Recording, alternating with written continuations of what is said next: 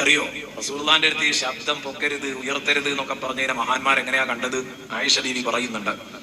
ആയിഷ ബീവി റളിയല്ലാഹു അൻഹ പറയുന്നത് നമുക്ക് കാണാൻ കഴിയും. പ്രിയപ്പെട്ട സുഹൃത്തുക്കളെ, ആയിഷ ബീവി പറയാണ്, റസൂലുള്ളാഹി തങ്ങളുടെ എന്റെ റൂമില്, റസൂലുള്ളാഹി എന്റെ വീട്ടില്, റസൂലുള്ളാഹിന്റെ റൂമില്, എന്റെ വീട്ടില് അള്ളാഹിന്റെ റസൂലിന്റെ റൂമില്, റസൂലുള്ളാഹി ഇരുന്നിരുന്ന ആ ചെറിയ റൂം ഇന്നത്തെ പോലെ സൗകര്യമുള്ള റൂമൊന്നും അല്ല.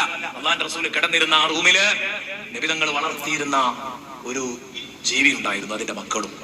എന്താണ് ആ ജീവി എന്ന് ഹദീസിൽ നിന്ന് മനസ്സിലാകുന്നില്ല. ഒരു ജീവിയും അതിന്റെ മക്കളും വീടാകെ ഓടി നടക്കുമായിരുന്നു. റസൂലുള്ളാഹി വളർത്തിയിരുന്നതാണ്.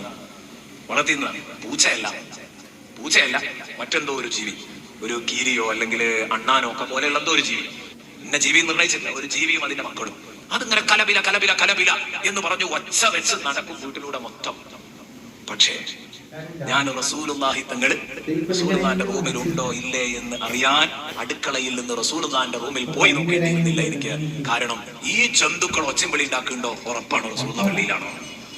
എപ്പോഴാണോ നബി തങ്ങൾ വന്നിട്ട് റസൂലുള്ളാഹി തങ്ങളുടെ ബെഡിൽ കിടക്കുന്നത്, റസൂലുള്ളാഹിന്റെ പായയിലും ഇരിപ്പിലും കിടക്കുന്നത്, നബി തങ്ങൾ റൂമിലേക്ക് അങ്ങ് എത്തിയാൽ, അള്ളാഹിന്റെ റസൂൽ അങ്ങ് ഹാജറായി കഴിഞ്ഞാൽ പിന്നെ അവയൊക്കെ അതിലൂടെ ഓടും പായും, ഓടി ചാടി നടക്കും. പക്ഷേ ഒരു ശബ്ദവും ആരും കേൾക്കില്ല, മൂക്കിന് ചുളയിടില്ലാതെ ഒരു ശബ്ദവും.